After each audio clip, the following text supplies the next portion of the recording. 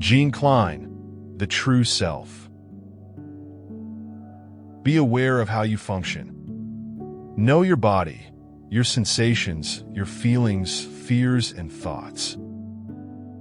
So, who are you? You can only explain this through a false characteristic.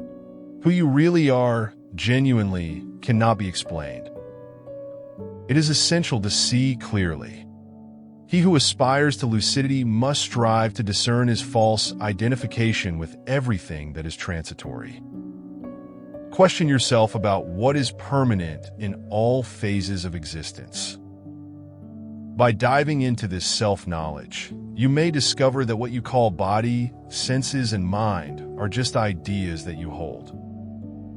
Without knowing what they really are, you superimpose an image memory on your body and your emotions. The question, who am I, has no confirmation. It is not an experience within a subject-object relationship, within the relationship between the perceiver and the thing perceived, but rather a non-dual experience, present in all circumstances. The ego cannot know itself. Efforts to do so would result in nothing but confusion. What you are is not experienced by reason. There is nothing to be found, for nothing has been lost. There is nothing to achieve. The search for pleasure is born of suffering, of memory. Every step in that direction can only take you away. All imagination is false. What is not projected, foreseen, or anticipated comes from reality. Accept events as they are. You cannot change them, but you can change your attitude towards them. The world, society, has its roots in the notion of the separate self.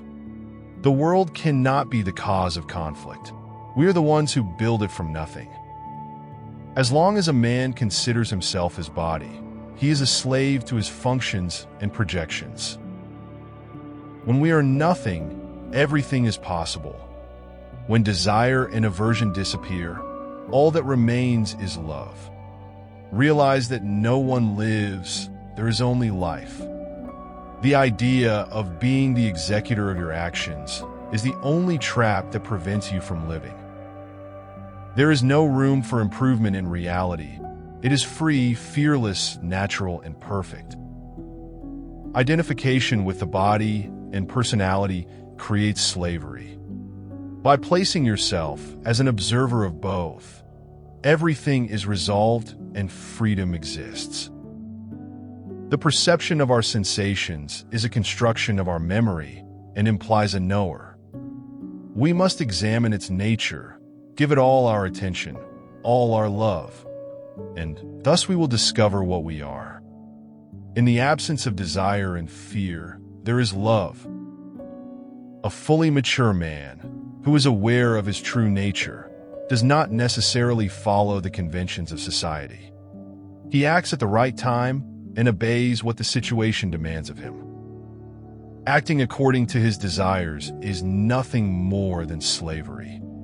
Otherwise, doing what one must do, what is just his total freedom.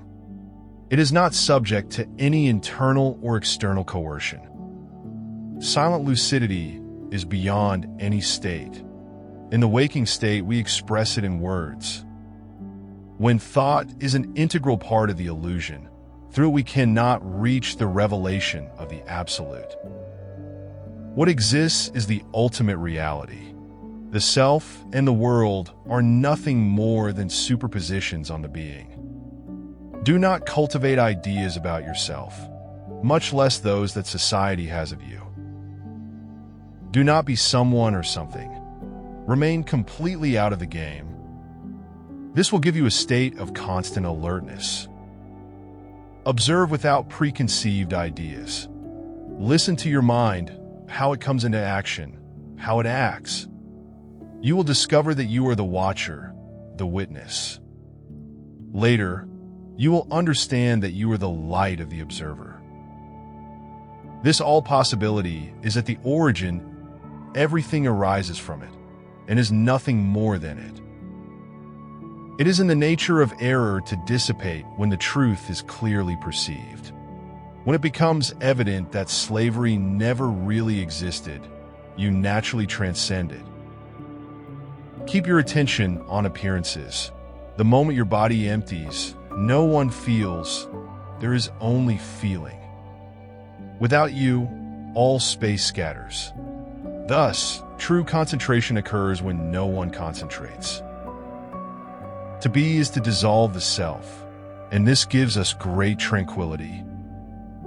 When we examine ourselves disinterestedly, we find that thought and perception dissolve into the knowledge, being, which is the only real aspect before any other apparent activity appears.